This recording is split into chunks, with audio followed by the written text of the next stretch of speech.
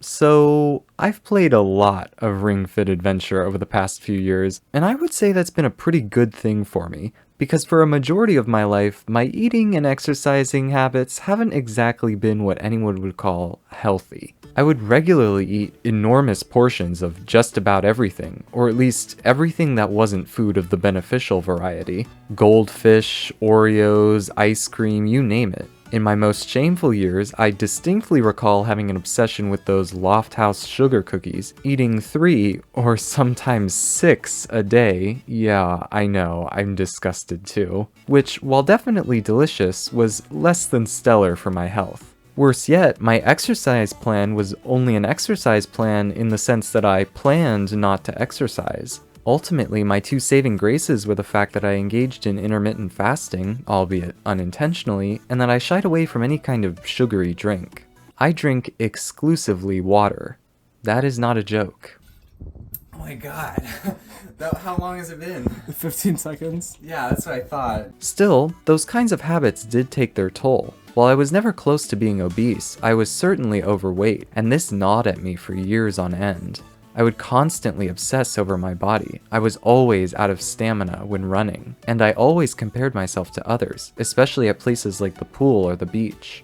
But what on earth does this have to do with Ring Fit Adventure? Well, though I eventually changed my diet sufficiently to start some change, I was still definitely out of shape. I needed to exercise, or more importantly, I wanted to exercise. Enter Ring Fit, Nintendo's latest exercise gimmick, following in the footsteps of Wii Sports and Wii Fit. I had all of those prior games, and I had a lot of fun with them. I mean, who hasn't played a round of Wii Sports Bowling, and who doesn't love the minigames from Wii Fit or Wii Sports Resort? That being the case, none of those games had seemed to provide an effective avenue for me to exercise on a regular basis, much less see positive improvements. I thought Ring Fit Adventure was going to be a similar case, so I eyed it with curiosity and then promptly forgot about it. But in the following weeks before its release, I started to take notice of the discourse. Many reviews seemed fairly positive on the game, not just as gamified fitness, but as an actual tool that you could feasibly use. Indeed, it seemed even professionals were impressed by the hardware. This was enough to rekindle my interest. I wanted to get into exercising, but I wasn't particularly excited about going to the gym. Maybe this could be the kickstart I needed. So I decided to take the risk and get the game, in the hopes that it wouldn't end up under a dusty couch like its partner, the balance board. So, the ultimate question. Is Ring Fit Adventure the first truly adequate fitness game? Or more specifically, is Ring Fit Adventure the fitness game we've been waiting for? The game that actually gets you exercising in meaningful ways, where you might actually get to see the results of your efforts? In short, yes, I think it is that game. But the answer remains slightly more nuanced than that, and the ways in which Ring Fit goes about designing its exercise mechanics demonstrates some of the unique conflicts that arise when developing a game meant for a higher purpose, improving your health. One of the ways Ring Fit Adventure differentiates itself from its predecessors is, rather than being a gamification of fitness, Ring Fit is the fitnessification of gaming. At its heart, Ring Fit is a JRPG that centers around fitness, and this fact informs many of the game's central design choices. In congruence with its nature, Ring Fit presents its primary fitness routine as a story-based campaign, completely unlike the arbitrary and meaningless menus of Wii Fit and Wii Sports. This is already a great step above what's come before, as having a story to work through is a far more enticing reason to play the game than just a random assortment of exercises that you choose yourself. In this way, Ring Fit is taking a more active role in your routine, by starting you off with an extrinsic reason to continue playing the game. Since Ring Fit does have a story, let's examine that a little closer, shall we? In brief, the game sees you traveling around the world with your new partner, creatively named Ring, as you attempt to stop a dragon, Drago, from spreading a vague, dark influence and infecting the minds of the various world's citizens. It's a simple and largely silly story, but that's okay. I don't think anyone was really purchasing this game for a grandiose morality play. Still, I think the story is actually quite a bit more inspired than it lets on, especially for a game like Ring Fit. It would have been easy, and very predictable, for Ring Fit to have made its primary antagonist a slovenly, lazy monster. Instead, it's just the opposite. Drago is in peak physical form, the stereotypically masculine shape that is so often idolized and desired. But the purpose of Drago isn't to condemn this kind of body image, or even necessarily the desire to attain it. Later, near the end of the game, we learn that Drago was corrupted by the dark influence because he was embarrassed and hated how weak he was. A majority of the characters we see throughout the story face anxieties of a similar nature. The four masters, whom we meet periodically throughout the game, all suffer from their own personal issues, exacerbated when they become corrupted by the influence. Even one-off areas and locations focus on congruently constructed narratives, such as the nation of Sparta, where the villagers suddenly become too cowardly to defend their own village from monster attacks. Or take the city of Open Eyes, where townsfolk welcome the periodic high-intensity clanging from Drago's gym, as they become transfixed on the idea that their lack of sleep is helping them improve their lives. Indeed, many of the dark influences found throughout the game have very little to do with fitness or exercise at all. Rather, Ring Fit is vastly more interested in a broader issue, tackling the latent insecurities hiding within us all.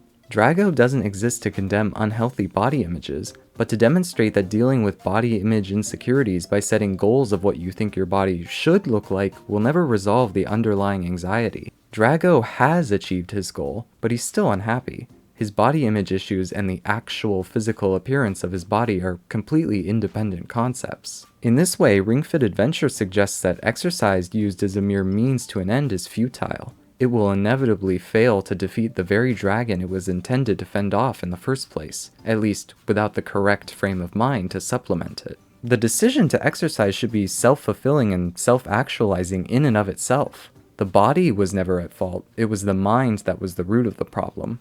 And this more mindful and positive approach towards fitness is expressed in other parts of the game. Particularly, Ring Fit takes great strides to never condescend its players. The game frequently gives you reminders and messages to keep you enthused and engaged. If you've been gone for a while, the game doesn't remind you of this fact by painstakingly displaying your absence down to the nearest millisecond, but rather celebrates your return and continued dedication. The game also features many hints and tips about how to live a more healthy lifestyle, usually given to you at the end of a workout session. These small details add up and make the game more welcoming to return to after a long break, which ultimately means I'm more likely to. I think it's also worth reflecting on how much better Ring Fit handles acknowledging its players' current health than in games past, particularly with Wii Fit and Wii Fit U. In those games, you would step on the balance board while the game performs some simple tests, whose results would be shown to you afterwards. Firstly, the game calculates your BMI and places that measurement on a sort of health scale, but I have to say, it isn't particularly flattering. If your BMI turns out to be overweight, the game blows up your me to a comical degree, followed by a cartoonish jingle. Though the game suggests that BMI isn't all there is to a person's fitness, it's the only measurement in which Wii Fit accounts fitness over time, so that point quickly becomes moot. Additionally, after all the results have been tabulated, the game computes a fitness age and compares it to your actual age. If the difference is high enough, some more quirky music plays while your me punches its back as if it's been thrown out, like an old man. This, while admittedly very funny, is also pretty abrasive, like the game is raising its metaphorical eyebrows at you, saying, "Come on, really?" I certainly remember my time at the Wii Fit chopping block, and while it was far from distressing, it probably isn't a very effective way to encourage players to stick to a routine, especially when that routine is self-regulated. On the other hand, Ring Fit Adventure is much more respectful. Rather than make abrasive judgments, the game simply asks for the relevant information, takes in your specific preferences, and then suggests a recommended difficulty, taking both your preferences and your current health into account. No caricatures or wacky jingles included. This is very clearly the more successful approach. So clearly Ring Fit Adventure takes great care in making sure its players feel comfortable and incentivized to come back and play the game. But what are you actually doing in the game itself? I've already discussed how the story acts as an incentive within Ring Fit, paying homage to its JRPG roots. But that's also true of just about everything in the game, so I think it's time to discuss one of two main ways in which you'll be exercising in Ring Fit: the overworld exploration. Ring Fit's main adventure is split up into 23 separate worlds, each with their own separate world map and levels to complete. Most of the time you'll be jogging in place, but many stages have gimmicks that require other sorts of exercises. Some stages have platforms that require squats to power up. Some stages have blocks that need to be pushed by squeezing the ring con with your arms. And some stages contain flows of water or giant chasms that need to be traversed with abdomen exercises. In that sense, Ring Fit isn't much different from a typical platformer. The worlds come in the typical varieties: grasslands, deserts, rivers, canyons, snowfields, forests, and the like, each with their own various gimmicks. Though Ring Fit hardly features any truly innovative and creative settings, they're all wonderfully realized, even on the generally underpowered Switch hardware. One of the biggest problems with other fitness games is their lack of content. It's difficult to remain motivated when you've done everything there is to do in the game, especially if there were little options to begin with. Ring Fit Adventure is a surprisingly content-heavy game. Completing all of the worlds will likely take several months at least, and beyond that, the game is generally good at introducing you to new areas and mechanics as you progress. You don't get the river crossing mechanic until about 4 worlds in. The flying mechanic isn't introduced until World 12, as is the same with all the snow biome levels. Various enemy types don't appear until much later worlds. Additionally, exercises are unlocked as you level up, meaning you'll constantly be choosing different exercises to perform in battle as you progress, at least in theory. This is all without mentioning the various minigames and other such areas, like battle gyms and fitness gyms, that pop up throughout. Ring Fit generally succeeds in getting the player motivated to see what's coming next. Of course, it would be unreasonable to expect Ring Fit to have new levels at every possible opportunity, since there are a lot of opportunities. So you'll often find yourself replaying remixed levels, or even just carbon copies of levels you've already played. But as I've shown, the game does a good job doling out the new content alongside content you've already seen before. The net result is that the space between repeated levels is sufficient enough such that replaying those levels doesn't ever feel too redundant or cumbersome. This is all to say that Ring Fit is a smartly paced game. At least, it's a smartly paced game until it isn't. At about 16 worlds in, the game suddenly runs out of new content. No more new enemy types, no more new stages or minigames, and no more new mechanics. The rest of the game is just remixes. This wouldn't necessarily be a problem if there were only 1 or 2 worlds left in the game, but there are actually about 7, so the delicate pacing the game has built up to this point begins to unravel, which presents a serious problem. Ring Fit, like any other fitness game, suffers from a unique kind of tension. Namely, this tension is the conflict between the two different desires of the player. On the one hand, a player might want to progress through the game quickly and optimally, like an RPG, but on the other hand, the same player may also want to make the most of the game's intended purpose, and actually put in a thoughtful, considered workout. The best fitness games harmonize these two aspects, minimizing the conflict between these interests as much as possible. We've already seen several instances of how Ring Fit effectively does this. The overworld exploration, that is, the running and jumping and whatnot, combines both elements fairly seamlessly. If I want that treasure chest, I need to push this block a certain distance. If I want to move on through the level, I need to do this many squats. In these cases, the exercise doesn't supersede progression, it is the progression. But there are many other areas of the game where this integration isn't as seamless.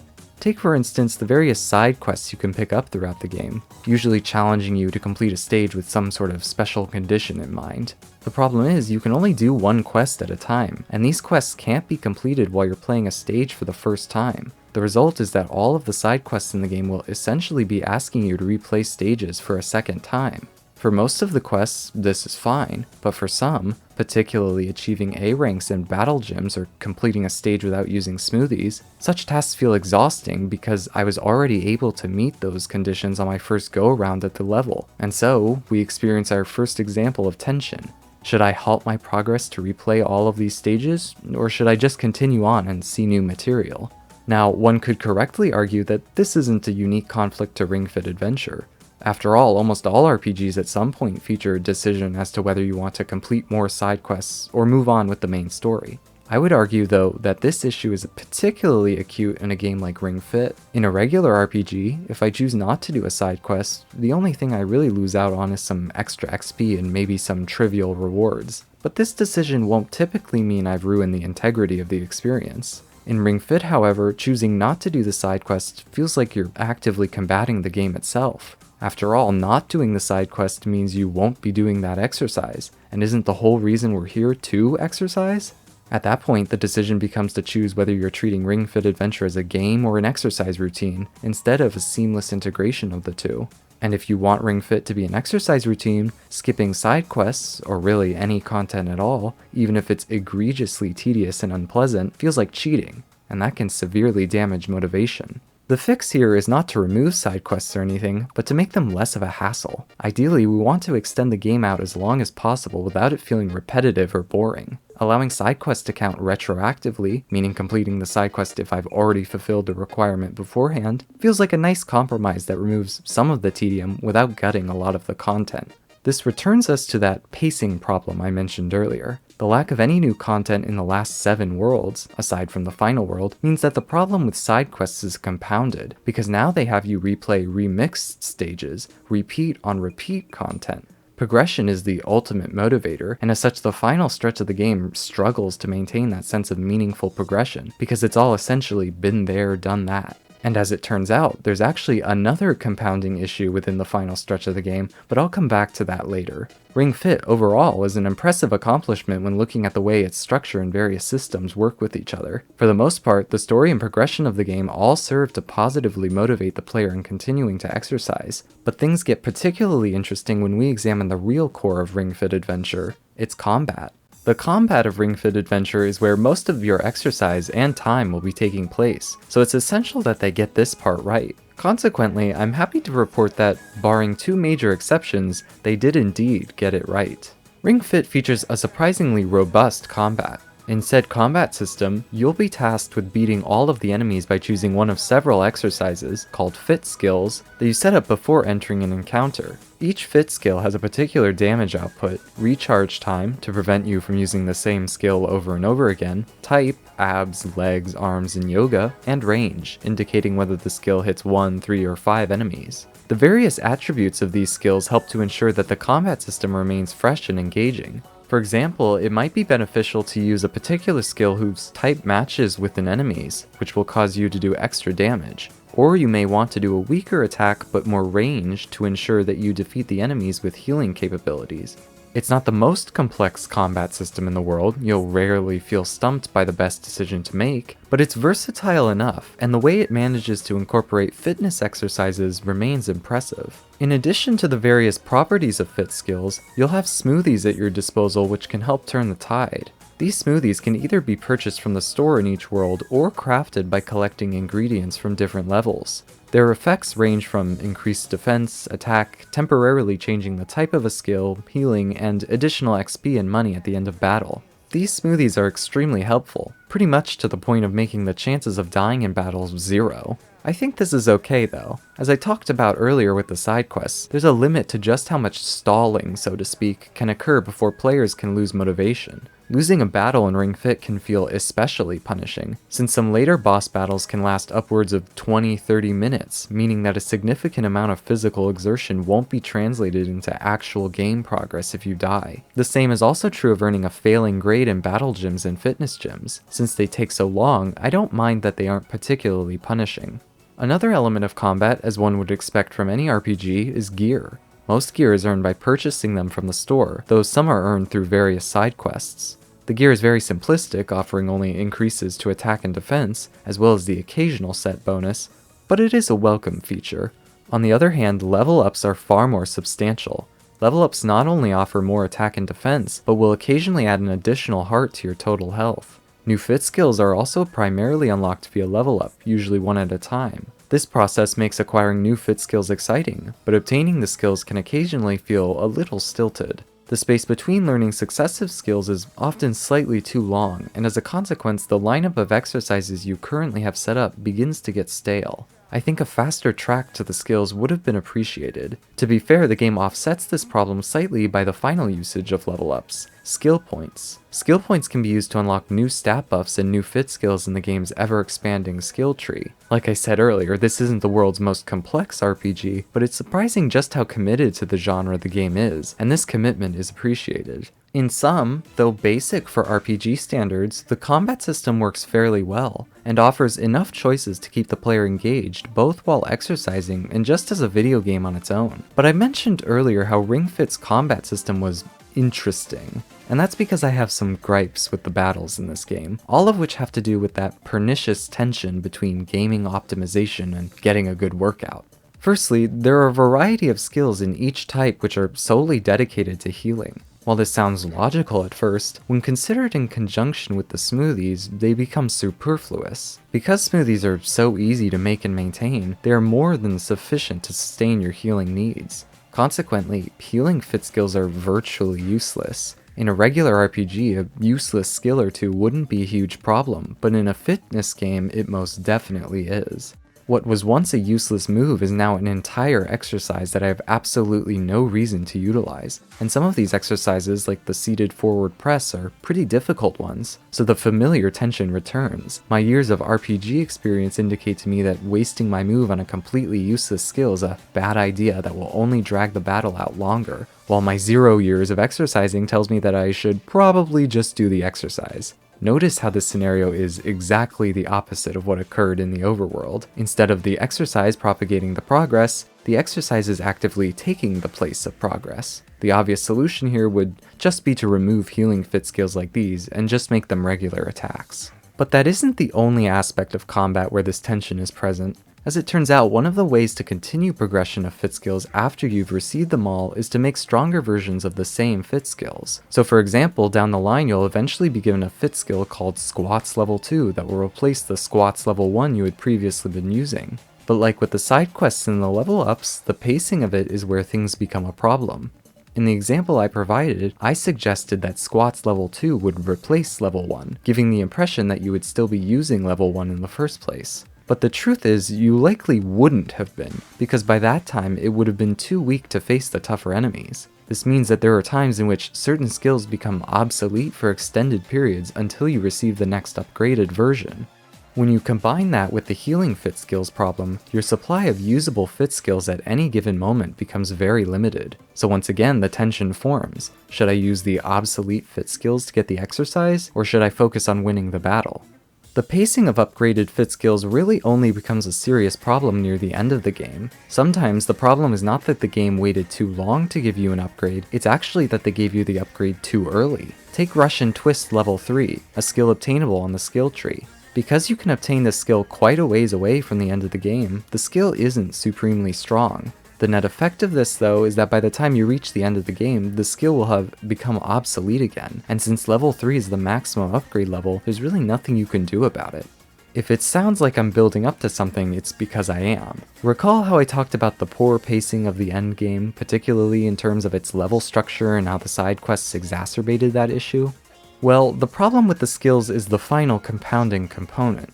Not only was I repeating levels I had already completed, I was also repeating those repeats via side quests, all while dealing with an extremely limited pool of effective fit skills, because I had received many of the level 3s long ago.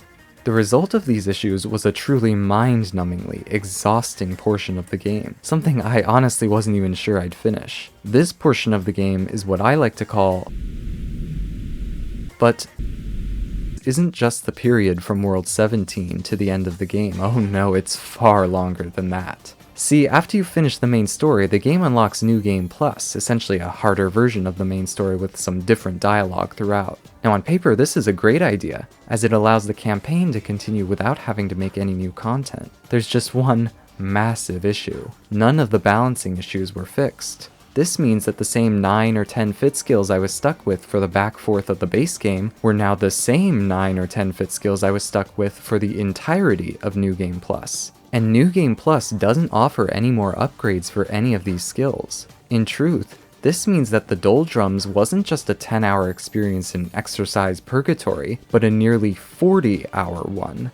Indeed, it's worth pointing out that the Doldrums is the highest point of tension in Ring Fit, one where every decision feels like a push and pull from one desire to another. Now instead of 1 or 2 skills being obsolete, a majority were, meaning every battle was a test of patience versus optimization.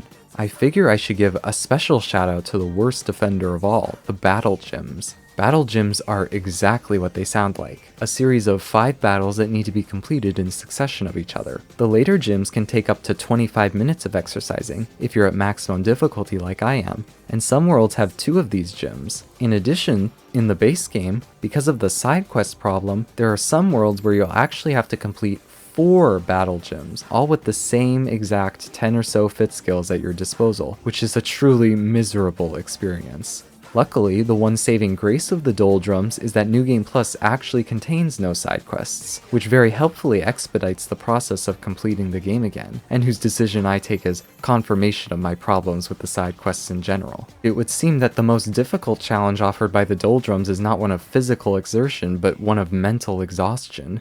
Luckily, the Doldrums has a happy ending, as things significantly improve after you finish New Game Plus. Once that happens, you're offered to start New Game Plus Plus, which is just a slightly more difficult version of New Game Plus, with new dialogue. Unlike New Game Plus though, Ring Fit Adventure makes one smart move that saves itself. It upgrades all of your fit skills to level 4 at once. Suddenly, the tension that had been plaguing the game for dozens of hours is erased. I no longer have to prioritize exercise over progression, or vice versa, because now every skill has become viable. It's this moment that marks the end of the Doldrums, and frankly where the game becomes its most balanced. It's a shame it had to take an entire additional playthrough for that to happen.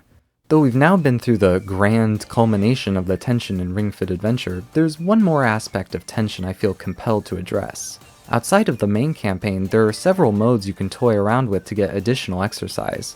The one I'll be focusing on is Custom Mode, which allows you to set any skills you want and perform them in your own routine, essentially acting as a custom fitness gym. This is a good addition, but it has a flaw that I think is relevant. It doesn't help you at all in the main campaign. By this, I mean that even though you have the option to perform exercises and run through various stages, even allowing you to collect coins, none of what you do or collect is recorded in the main story. You don't get to keep any coins you collect, and you don't get any sort of experience for exercising. This feels like something of a misstep.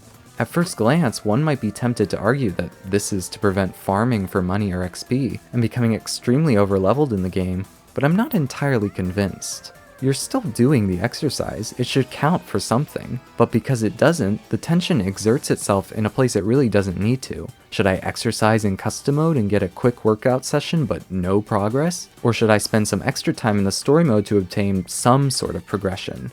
This really shouldn't even need to be a question. This same criticism follows suits for all extra modes in Ring Fit Adventure. This is too bad, because having extra modes where I could have exercised and still made some kind of progress would have gone at least a little ways in dulling the exasperating tedium of the Doldrums. I can only imagine how many levels my 400 plus days in custom mode would convert into.